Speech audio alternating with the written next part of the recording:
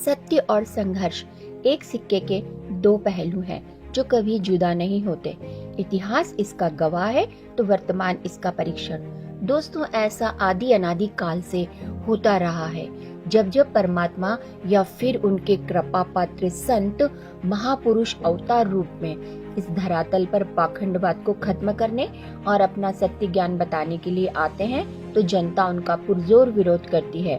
आज हम इस वीडियो के माध्यम से आपको बताएंगे कि 600 वर्ष पहले कबीर साहेब जी का उस समय के हिंदू व मुस्लिम धर्म गुरुओं ने किस प्रकार विरोध किया था।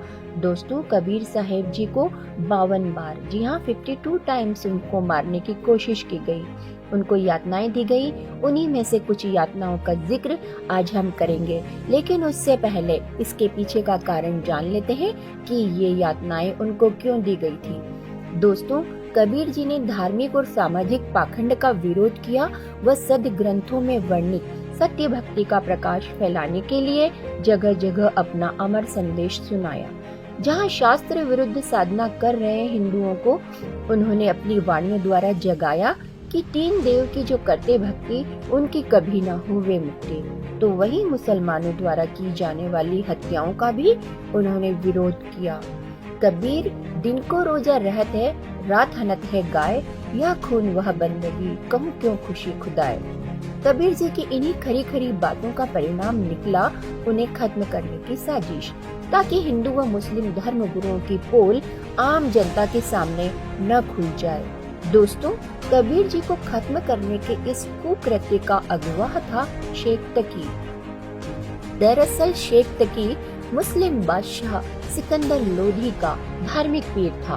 वह कबीर जी से ईर्ष्या रखता था क्योंकि सिकंदर लोधी कबीर जी के प्रशंसक बन गए थे। इसी ईर्ष्यावश शेख तकी ने हजारों मुसलमानों को इकट्ठा करके कहा कि इस कबीर को उबलते सरसों के तेल के कढ़ाई में डालेंगे, यदि नहीं मरा तो हम इसको भगवान मान लेंगे। तेल की कढ़ाई को उबालकर कबीर जी को बुलाया गया।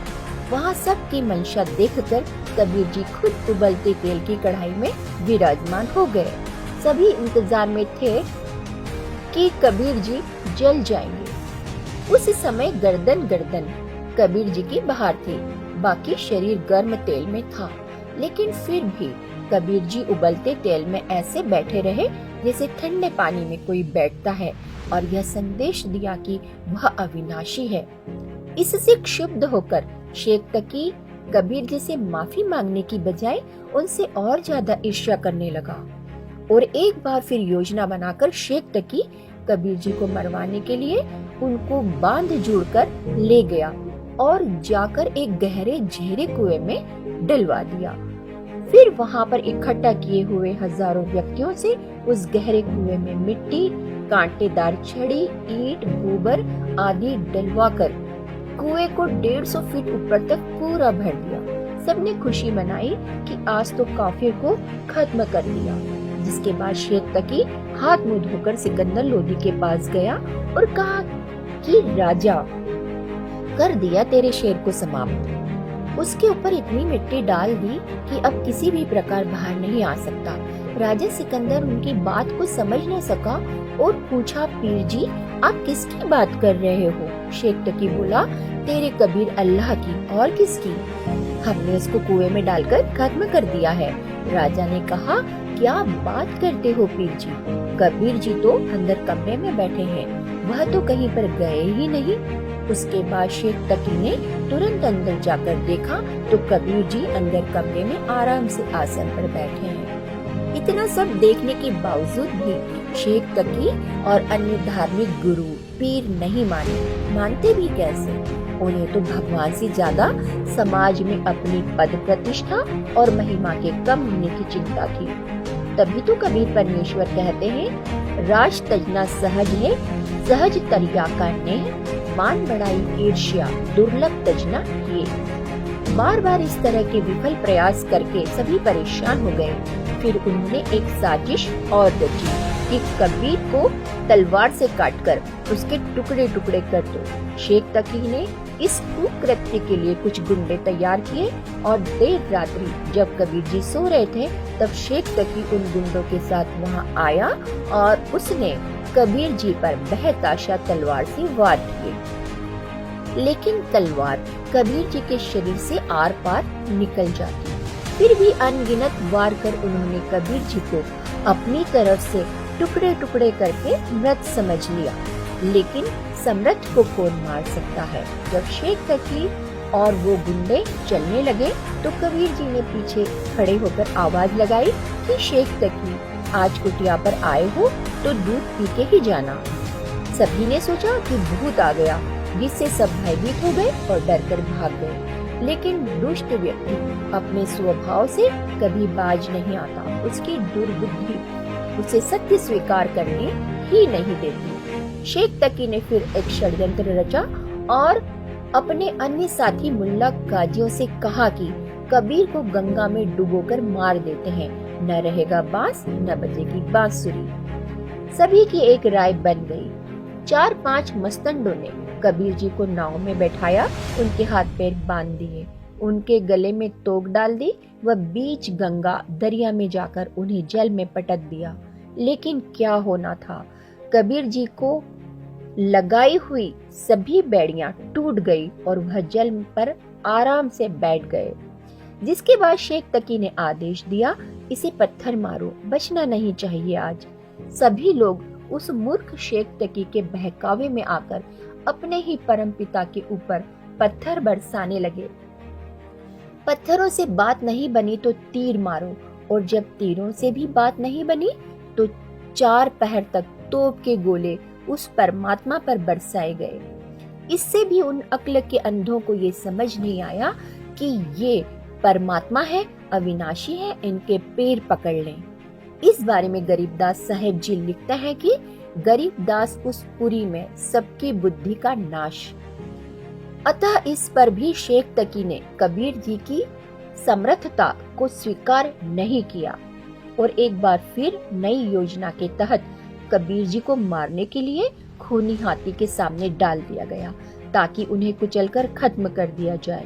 हजारों की संख्या में दर्शक चारों तरफ देखने के लिए बैठ गए, लेकिन पीलवान ने जैसे ही हाथी को कबीर जी की तरफ बढ़ने का संकेत किया, कबीर जी ने हाथी को शेर रूप दिखा दिया, जिससे हाथी भयभीत होकर भाग गया और शेख तकी की यह योजना भी विफल हुई।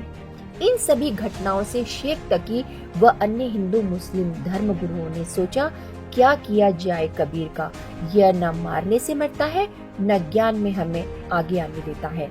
इसने हमारा जीना हराम कर रखा है। सब ने सलाह की कि कबीर को बेइज्जत कर दो, अपने आप भाग जाएगा। इसके लिए उन्होंने 18 लाख लोगों को भंडारे के झूठे पत्र लिख दिए कि कबीर जी 3 दिन का भंडारा करेगा, सबको आना है और सभी को प्रत्येक खाने के बाद अशर्फी व दोहर देगा। उनका उद्देश्य ये था कि कबीर के पास खाना खिलाने को कुछ होगा नहीं, डरता भाग जाएगा। लेकिन कबीर जी ने अपनी शक्ति का परिचय दिया व 18 लाख लोगों को 3 दिन तक मोहन भोजन कराया और सबको अशर्फी व दोहर दी।